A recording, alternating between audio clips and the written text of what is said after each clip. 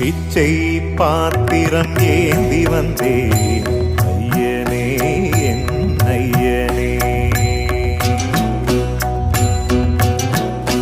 யாமொரு பிச்சை பாத்திரம் ஏந்தி வந்தேன் ஐயனே என் ஐயனே.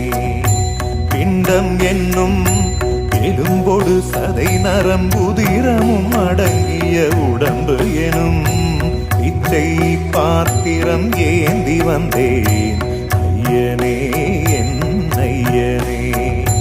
பிண்டம் என்னும் எலும்பொடு சதை நரம்புதிரமும் அடங்கிய உடம்பு எனும் பிச்சை பாத்திரம் ஏந்தி வந்தேன்